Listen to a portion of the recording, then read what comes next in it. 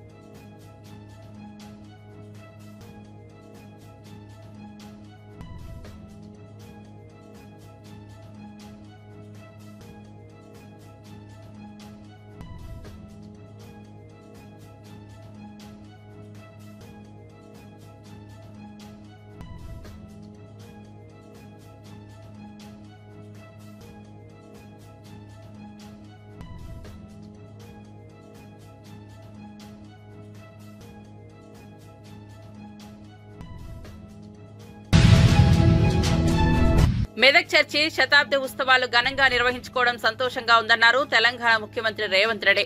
మెదక్ చర్చిలో క్రిస్మస్ వేడుకల కార్యక్రమంలో ముఖ్యమంత్రి రేవంత్ రెడ్డి పాల్గొన్నారు. ఈ సందర్భంగా ఆయన యేసు భక్తులందరికీ క్రిస్మస్ శుభాకాంక్షలు తెలిపారు. 100 ఏళ్లు పూర్తి చేసుకుని మెదక్ చర్చి ఒక గొప్ప దేవాలయంగా గుర్తింపు పొందింది. అలాంటి చర్చి అభివృద్ధికి అవసరమైన నిధులు మా ప్రభుత్వం విడుదల చేసింది. ఈ చర్చికి నాకు గొప్ప అనుబంధం ఉంది. నేను పీసీసీ అధ్యక్షుడిగా ఇక్కడికి వచ్చి ఆశీస్సులు తీసుకున్నా. మళ్లీ ముఖ్యమంత్రి హోదాలో ఈ చర్చికి వస్తానని ఆనాడు మాట ఇచ్చానని సీఎం రేవంత్ రెడ్డి తెలిపారు. దళిత క్రైస్తవులకు, గిరిజన క్రైస్తవులకు అత్యధికంగా లబ్ధి చేకూరుతుంది. ఈ రోజు రాజీవ్ ఆరోగ్యశ్రీ ద్వారా 10 లక్షల రూపాయలతో పేదలకు ఉచిత వైద్యాన్ని అందిస్తున్నాము అని అంటే అది కూడా పేదలకే చెందుతుంది. 200 యూనిట్లు ఉచిత కరెంట్ ఈరోజు రాష్ట్ర ప్రభుత్వం అందిస్తున్నది అని అంటే ఇది కూడా పేదలకే చెందుతుంది. 500 రూపాయల పంట బోనస్ వరి పండించిన వాళ్లకు ఈ ప్రభుత్వం ఇస్తున్నది అంటే ఇది కర్షకులకు వారికి చెందుతుంది. 21,000 కోట్ల రూపాయల రైతు రుణమాఫీ చేసినామంటే పేద రైతులకే ఈరోజు ఆ రుణమాఫీ అందింది. ఇలా సంక్షేమ పథకాలు, ఫీజు రియంబర్స్మెంట్. ఈరోజు నేను ఒక మాట స్పష్టంగా చెప్పదలుచుకున్నా. ఆనాడు క్రిస్టియన్ మిషనరీస్ ఏదైతే ఎడ్యుకేషన్, హెల్త్ పట్ల ప్రత్యేకమైన శ్రద్ధ చూపించి పేదలకు ఏ దిక్కు లేని వాడికి ప్రభువే దిక్కు అని ఆనాడు గొప్పగా విద్యను అందించి, వైద్య సేవలను అందించి, సేవ అంటే ఇలా ఉండాలి అని ఈ సంస్థలు చూపించిన బాటలోనే ఈనాడు మా ప్రభుత్వం ఫీజు రియంబర్స్మెంట్ కానీ లేకపోతే రాజీవ్ ఆరోగ్యశ్రీ హెల్త్ పథకం కానీ తీసుకొచ్చినాయంటే వీటికి పునాదులు ఆనాడే పడ్డాయి. అదేవిధంగా ఈ మెదక్ చర్చ్ నిర్మాణం, పనికి ఆహార పథకం, కరువు వచ్చినప్పుడు తినడానికి ప్రజలు అలమటిస్తున్నప్పుడు ఆనాడు ప్రముఖులు ప్రజలని కాపాడడానికి వాళ్లకు భోజనం పెట్టి వాళ్లకు పని కల్పించి ఈ చర్చ్ నిర్మాణం జరిగింది.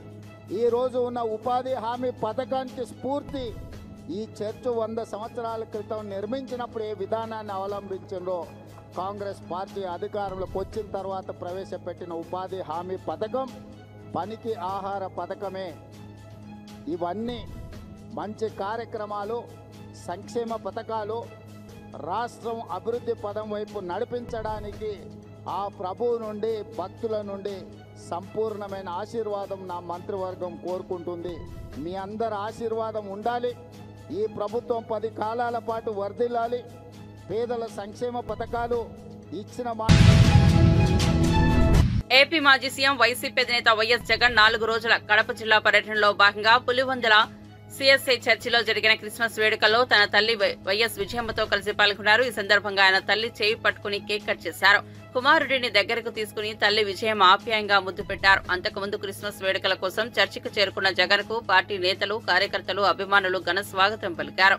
ఇక ఇడుపలపాయ ప్రేయర్ హాల్ లో జరిగిన ప్రత్యేక ప్రార్థనలో జగన్, విజయమ్మతో పాటు కుటుంబ సభ్యులు కూడా పాల్గొన్నారు. గురు శుక్రవారం కూడా మాజీ సీఎం కడప జిల్లాలో పర్యటించనున్నారు. కాగా క్రిస్మస్ వేడుకల సందర్భంగా కొత్త సంవత్సరం క్యాలెండర్లను జగన్ ఆవిష్కరించారు.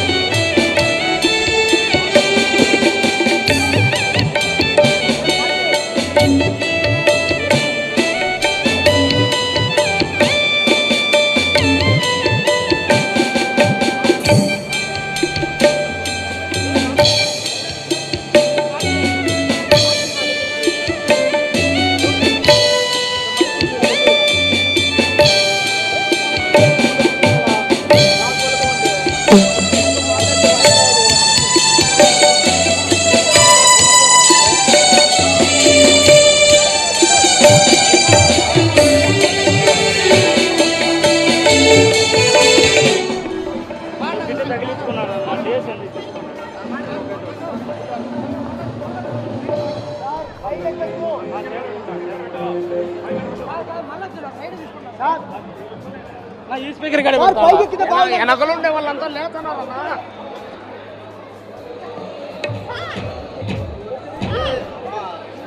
వస్తారు మా మళ్ళీ వస్తారు అర్థం పడి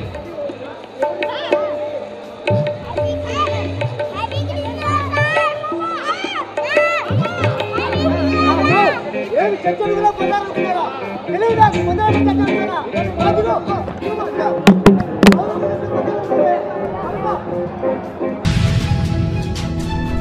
సంధ్యా థియేటర్ తొక్కిసలాట ఘటనలో రేవతి అనే మహిళ మృతి చెందిన విషయం తెలిసిందే. తీవ్రంగా గాయపడిన ఆమె కుమారుడు శ్రీతేజ్ కిమ్స్ ఆసుపత్రిలో చికిత్స పొందుతున్న సంగతి తెలిసిందే. ఈ నేపథ్యంలో బాధిత కుటుంబానికి పుష్ప 2 టీం భారీగా పరిహారాన్ని చెల్లించేందుకు ముందుకు వచ్చింది. శ్రీతేజ్ ను చూసేందుకు అల్లు అరవింద్, దిల్ రాజు, సుకుమార్ కిమ్స్ ఆసుపత్రికి వెళ్లారు. శ్రీతేజ్ ను ఆయన తండ్రిని పరామర్శించారు. అనంతరం అల్లు అరవింద్ మీడియాతో మాట్లాడుతూ శ్రీతేజ్ కుటుంబానికి 2 కోట్ల పరిహారం ఇస్తున్నట్లు ప్రకటించారు. అల్లు అర్జున్ తరపున 1 కోటి, పుష్ప 2 నిర్మాతలు, దర్శకుడు సుకుమార్ చెరో 50 లక్షలు ఇచ్చారని తెలిపారు. శ్రీతేజ్ ఇప్పుడు కోలుకుంటున్నాడని, ఆయనకు వెంటిలేటర్ తీసేశారని వెల్లడించారు. 2 కోట్లకు చెందిన చెక్కులను దిల్ రాజుకు అందజేశారు.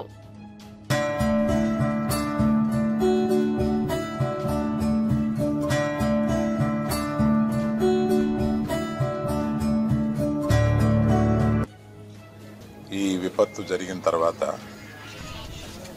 ఇప్పుడు అబ్బాయి కాస్త కోలుకుంటున్నాడు, వెంటిలేషన్ కూడా తీశారు అని తెలిసి నిన్న రాజుగారు కూడా చెప్పారు. అబ్బాయి తప్పనిసరిగా కోలుకొని మన అందరిలో తిరుగుతాడని విశ్వసిస్తున్నాం. ఇప్పుడు ప్రస్తుతం ఇక్కడికి రావడానికి కారణం ఏంటంటే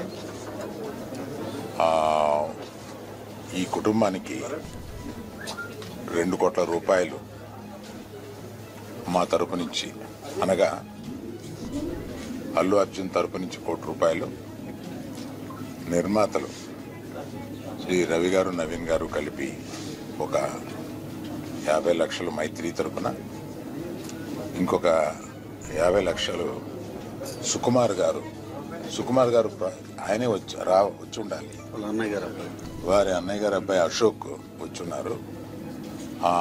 సుకుమార్ గారు విదేశాల్లో ఉన్నారు, ఆయన రాలేకపోయారు.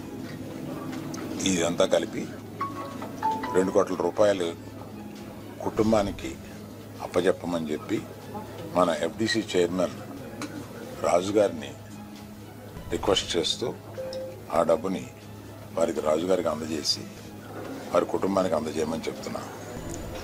నేనే ప్రత్యేకంగా అందజేయొచ్చు అనేది ఏదన్నా అనిపిస్తే అది లీగల్గా ఇలాగే చేయమన్నారు. ప్రభుత్వ ప్రతినిధి అయిన ఎఫ్డిసి చైర్మన్ రాజు గారి ద్వారా ఇప్పిస్తే మంచిదని మా లీగల్ డిపార్ట్మెంట్ చెప్పారు. ప్రజల కోసం ప్రత్యక్ష పోరాటాలకు సిద్ధం కావాలని వైసీపీ శ్రేణులకు ఆ పార్టీ అధినేత జగన్ పిలుపునిచ్చారు. సంక్రాంతి తర్వాత తాను ప్రత్యక్షంగా ప్రజల్లోకి వెళ్తున్నానని, అన్ని జిల్లాల్లో పర్యటిస్తానని చెప్పారు.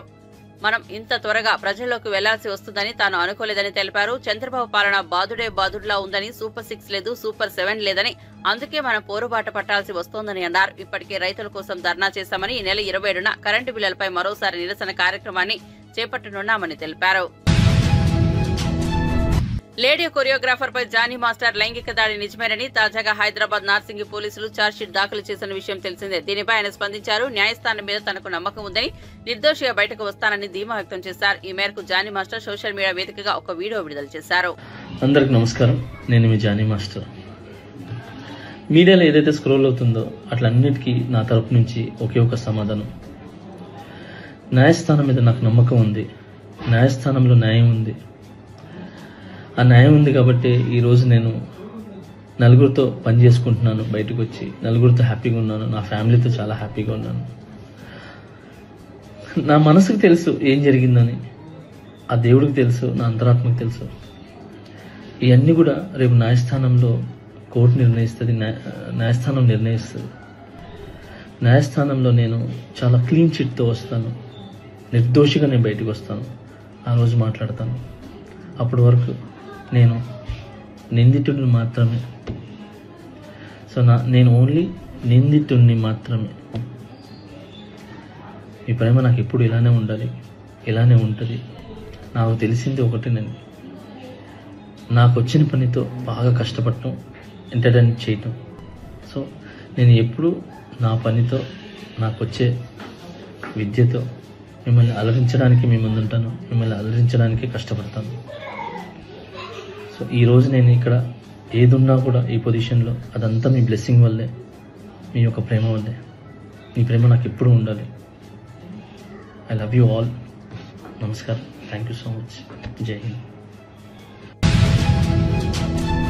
తెలుగువాడైన పివి నరసింహారావు, అటల్ బిహారీ వాజ్పేయి మధ్య మంచి అనుబంధం ఉండేదని కేంద్ర మంత్రి అనురాగ్ సింగ్ ఠాకూర్ తెలిపారు. హైదరాబాద్ లోని బీజేపీ కార్యాలయంలో వాజ్పేయి శత జయంతి సందర్భంగా సుపరిపాలన దినోత్సవం నిర్వహించారు. ఈ సందర్భంగా ఆయన మాట్లాడుతూ కార్పొరేట్ స్థాయి నుంచి ప్రధానిగా ఎదిగిన శక్తి వాజ్పేయి అన్నారు. వాజ్పేయి ఆశయాలను ప్రధాని నరేంద్ర మోదీ నెరవేరుస్తున్నారని పేర్కొన్నారు. నాడు ఒక్క ఓటుతో అధికారం కోల్పోతున్నామని తెలిసినప్పటికీ వాజ్పేయి మాత్రం రాజనీతిని మాత్రం తప్పలేదని గుర్తు చేశారు. सौभाग्यशाली समझता हूं कि मुझे और आपको उस पार्टी में देश की सेवा करने का अवसर मिला जिस पार्टी के अटल जी भी कार्यकर्ता और अध्यक्ष रहे। अटल जी का जीवन राष्ट्रीय स्वयंसेवक संघ के एक कार्यकर्ता के रूप में शुरुआत हुई। वो एक अच्छे लेखक थे, अच्छे कवि थे, अच्छे विचारक थे। एक ऐसा व्यक्ति जो ओजस्वी वक्ता भी था, जिनके भाषण के मुरीद पूरे देश भर में थे। लेकिन अगर आज हम अटल जी के 100 वर्षों पर उनको याद करें तो हमें क्या याद आता है? एक ऐसा व्यक्ति जिनकी मृत्यु के समय, अगर आप उनकी मृत्यु से 10 साल पीछे मुड़ के देखेंगे तो लगभग 8-10 साल वो गंभीर रूप से बीमार रहे। लेकिन जिस दिन उनकी मृत्यु हुई, मैं एम्स से लेके उनके घर तक साथ में गया, उनके घर से लेके सदैव अटल स्थल तक साथ में गया। और हम सब के लिए खुशी की बात यह थी कि हमारे नेता अटल जी के साथ वरिष्ठ नेता कार्यकर्ता तो थे, लेकिन आज की युवा पीढ़ी तो हजारों की तादाद में पैदल चल रही थी। एक ऐसा नेता भारतीय जनता पार्टी और देश ने दिया। वो अटल जी की छाप थी, उनके भाषणों की, उनकी सोच की, उनके विचार की, जो सदैव हमारे लिए रहने वाली है। एक ऐसा नेता, आज मैं जिस शहर में खड़ा हूं, जिस राज्य में खड़ा हूं, अगर मैं स्वर्गीय नरसिम्हा राव जी की बात भी करूं तो अटल जी के और उनके संबंध इससे छिपे नहीं है। एक दूसरे के प्रति जो मान सम्मान उनमें था, लेकिन नरसिम्हा राव जी के लिए उनकी पार्टी ने क्या किया आज मैं इस समय पे नहीं कहना चाहता, लेकिन जो सम्मान हमारी पार्टी ने अटल जी ने उनको दिया, ऐसे ही दूसरी ओर देखिए, जब नेहरू जी ने किसी को चुना कि विदेश में कौन पक्ष रखने जाएगा, तो भी अटल बिहारी वाजपेयी चुना कि जाकर भारत का पक्ष वहां पर रखेगा। लेकिन अटल जी ने बाहर तो गए, लेकिन अटल जी के हिंदी के भाषण ने जो धूम मचाई वो आज भी पीढ़ी याद करती कि अटल जी ने हिंदी में जाकर यूएन में भाषण किया। यही नहीं, కాంగ్రెస్ ప్రభుత్వం ఎన్నికల సమయంలో ఇచ్చిన హామీలను అన్నింటినీ తొంగలో తొక్కిందని బీఆర్ఎస్ ఎమ్మెల్సీ కవిత విమర్శించారు. మెదక్ చర్చిని సందర్శించిన ఆమె అనంతరం మీడియాతో మాట్లాడుతూ కాంగ్రెస్ పాలనలో క్రిస్మస్ గిఫ్ట్, రంజాన్ తోఫా, బతుకమ్మ చీరల పంపిణీ ఎగిరిపోయాయన్నారు. మహిళలను ఈ ప్రభుత్వం నమ్మించి మోసం చేసిందని ధ్వజమెత్తారు. ప్రతి మహిళకు నెలకు 2500 కళ్యాణ లక్ష్మితో పాటు తులం బంగారం ఇస్తామని ఎన్నికల సమయంలో చెప్పారని, కానీ ఇప్పటి వరకు ఆ హామీలను నెరవేర్చలేదన్నారు. రాష్ట్రంలోని ఒక్కో ఆడబిడ్డకు ప్రభుత్వం నుంచి ఇప్పటి వరకు 30,000 బాకీ పడిందన్నారు. 18 ఏళ్లు నిండిన ఆడపిల్లలకు ఇస్తామన్న స్కూటీ ఇవ్వలేదని విమర్శించారు. కాంగ్రెస్ ఏడాది పాలనలో నేరాలు 40% పెరిగాయన్నారు. టీఆర్ఎస్ పార్టీకి క్రైస్తవులందరికీ కూడా ఒక పేగుబంధం ఉన్నది. ప్రత్యేకించి సిఎస్ఐతో నాకు అనుబంధం బాగా ఉంటుంది. మరి వారు వచ్చి ఆహ్వానించినప్పుడు మా ఎమ్మెల్సీలను అందరినీ కూడా మరి మేమందరం కూడా వస్తామని చెప్పి ఈరోజు రావడం జరిగింది. ఫైనలీ రావడం, అందరితో పాటు వేడుకల్లో పాల్గొనడం, ఆ క్రీస్తు ప్రభు దయ వల్ల మరి మన తెలంగాణ సుభిక్షంగా ఉండాలని చెప్పి మనస్ఫూర్తిగా నేను కోరుకుంటా ఉన్నాను. మరి మీ అందరికి కూడా తెలుసు, మెదక్ ఒక జిల్లా కావాలి అనేటటువంటిది మనందరికి కల ఉండే. అది కేవలం తెలంగాణ రాష్ట్రం ఏర్పడ్డ తర్వాత గౌరవ ముఖ్యమంత్రి, ఆనాటి ముఖ్యమంత్రి కేసీఆర్ గారి ఆధ్వర్యంలో మెదక్ని మనం జిల్లాగా ఏర్పాటు చేసుకున్నాం. జిల్లాని ఏర్పాటు చేసుకోవడంతోనే అన్ని హంగులు కూడా మన జిల్లాకు వచ్చినాయి. ప్రత్యేకంగా మెడికల్ కాలేజ్ కావచ్చు, ఎస్పీ ఆఫీస్ కావచ్చు, కలెక్టరేట్ కావచ్చు, అనేక రకాలైనటువంటి డెవలప్మెంట్ అన్నీ కూడా వచ్చినటువంటి సందర్భం. నిజంగా మెదక్ ఎంత ప్రత్యేకంగా అనిపిస్తుంది అంటే, మెదక్ గురించి ఆలోచన చేస్తేనే మనసు ఆహ్లాదంగా ఉంటుంది.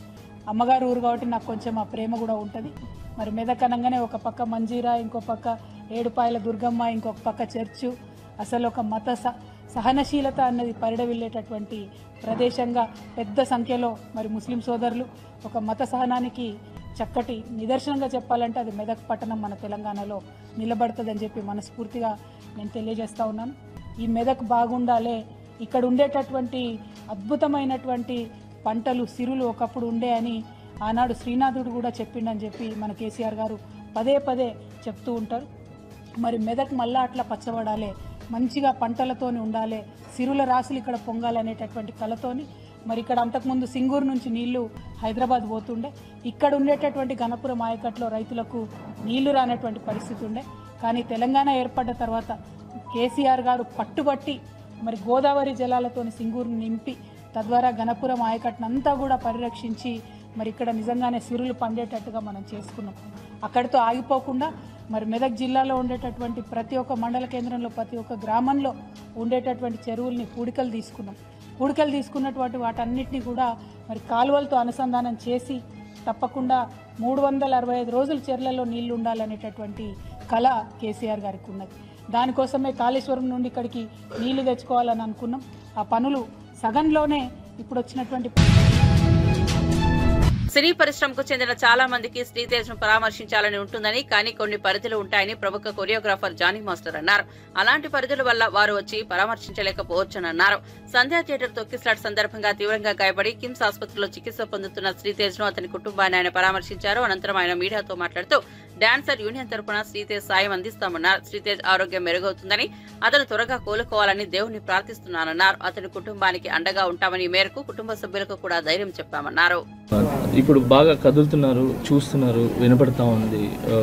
కదలికలు అయితే చాలా బాగున్నాయి. సో ఇలానే అబ్బాయి తొందరగా కోలుకొని అందరు పిల్లల్లాగా హ్యాపీగా ఆడుకుంటూ ఒక మంచి ఆరోగ్యంగా ఉండాలని మనస్ఫూర్తిగా కోరుకుంటున్నాను.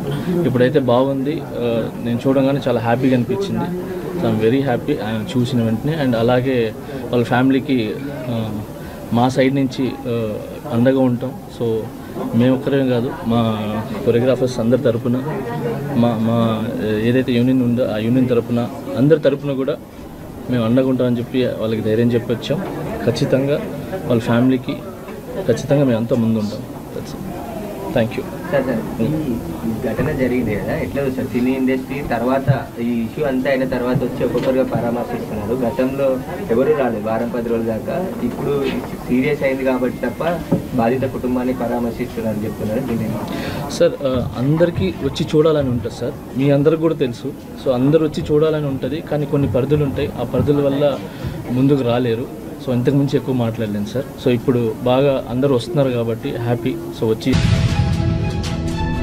కెన్ బెత్యా నదుల అనుసంధాన ప్రాజెక్టుకు ప్రధానమంత్రి నరేంద్ర మోదీ శంకుస్థాపన చేశారు. మధ్యప్రదేశ్లోని ఖజురాహోలో జరిగిన కార్యక్రమంలో శంకుస్థాపన చేశారు. 2 నదుల నీటిని ప్రాజెక్టు నమూనాలో ప్రధాని పోశారు. అనంతరం రిమోట్ బటన్ సాయంతో ప్రాజెక్టును శంకుస్థాపన చేశారు. మాజీ ప్రధానమంత్రి అటల్ బిహారీ వాజ్పేయి జయంతిని పురస్కరించుకుని ఈ ప్రాజెక్టుకు శంకుస్థాపన చేశారు. ఈ 2 నదుల అనుసంధానం ద్వారా మధ్యప్రదేశ్, ఉత్తరప్రదేశ్ రాష్ట్రాల్లోని లక్షలాది రైతు కుటుంబాలకు లబ్ధి చేకూరనుంది. సాగునీటితో పాటు తాగునీటి సమస్య కూడా తీరనుంది. आज भी यहां हजारों करोड़ रुपए की विकास परियोजनाओं की शुरुआत हुई है।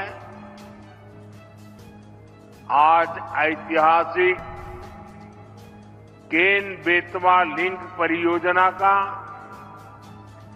दौधन बांध का शिलान्यास भी हुआ है। ओमकारेश्वर फ्लोटिंग सोलर प्लांट, उसका भी लोकार्पण हुआ है। और ये मध्य प्रदेश का पहला फ्लोटिंग प्लांट है। मैं इन परियोजनाओं के लिए एमपी के लोगों को ढेर सारी बधाई देता हूं। साथियों, आज हम सभी के लिए बहुत ही प्रेरणादायी दिन है। आज श्रद्धेय अटल जी की जन्म जयंती है। आज भारत रत्न अटल जी के जन्म के 100 साल हो रहे हैं। अटल जी की जयंती का ये पर्व सुशासन की, सुसेवा की हमारी प्रेरणा का भी पर्व है। थोड़ी देर पहले जब मैं अटल जी की स्मृति में डाक टिकट और स्मारक सिक्का जारी कर रहा था तो अनेक पुरानी बातें मन में चल रही थी। बरसों तक उन्होंने मुझ जैसे अनेक कार्यकर्ताओं को सिखाया है, संस्कारित किया है। देश के विकास में अटल जी का योगदान हमेशा। భవానీ దీక్షల విరమణతో విజయవాడలోని ఇంద్రకీలాద్రిపై భారీగా రద్దీ నెలకొంది. దీక్షల విరమణ చివరి రోజు కావడంతో పెద్ద ఎత్తున భవానీలు తరలివస్తున్నారు. ఆలయ అధికారులు అన్ని క్యూ లైన్లను ఉచితంగా దుర్గమ్మ దర్శనానికి అనుమతిస్తున్నారు. క్యూలో ప్రవేశించిన వారికి దర్శనం పూర్తయ్యేసరికి 2 నుంచి 3 గంటల సమయం పడుతోంది. జగన్మాత నామస్మరణతో ఇంద్రకీలాద్రి ప్రతిధ్వనిస్తోంది.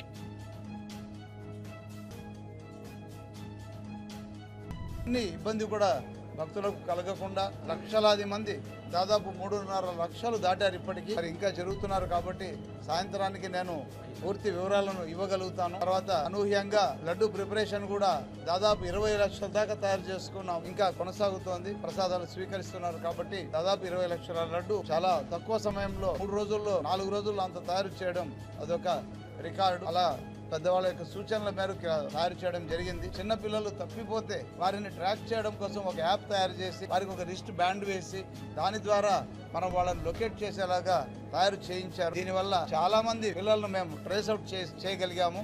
ఏ ఇబ్బంది, అటు పిల్లవాడు ఇబ్బంది పడకుండా, అటు తల్లిదండ్రులు బాధపడకుండా యాప్ అనేటువంటిది చాలా సహకరించింది. చాలా సునాయాసంగా వాళ్ళందరినీ ట్రాక్ చేయగలిగాము, తల్లిదండ్రులకు అప్పగించగలిగాము. ఇంత పెద్ద ఈవెంట్లో లక్షలాది మంది తిరిగేటప్పుడు చిన్నపిల్లలు తప్పిపోయే అవకాశం ఉంటుంది కాబట్టి ఈ యాప్ ఉపయోగపడింది. ముఖ్యమంత్రి వర్యులు చంద్రబాబు నాయుడు గారి స్ఫూర్తితో అనేక ఇంటర్వెన్షన్స్ తీసుకొచ్చాము. ఈసారి భక్తుల కోసం ఒక యాప్ తయారు చేశాము, భవానీ దీక్ష యాప్ అని.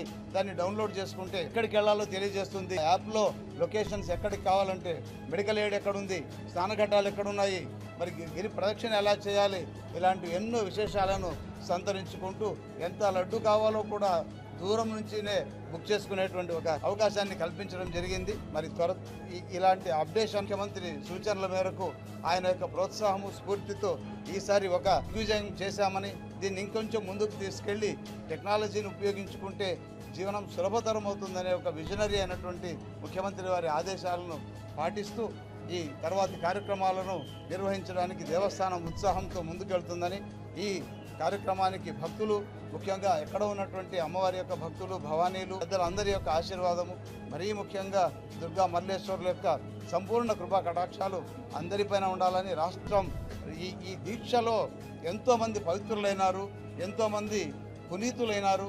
ఆ పవిత్రత రాష్ట్రానికి, దేశానికి మంచిదవుతుందని, ఆ పులకించినటువంటి జగన్మాత పితరులు మన అందరినీ రక్షిస్తారని, ఈ భారతదేశాన్ని, మన రాష్ట్రాన్ని, ముఖ్యంగా విజయవాడ చుట్టూ ఉన్నటువంటి ఈ మహాభక్తులందరినీ కృపాకటాక్షాలతో చూడాలని మనస్ఫూర్తిగా కోరుకుంటూ స్వామి అమ్మవార్లకు ప్రణమిల్లుతూ అందరికీ ధన్యవాదాలు.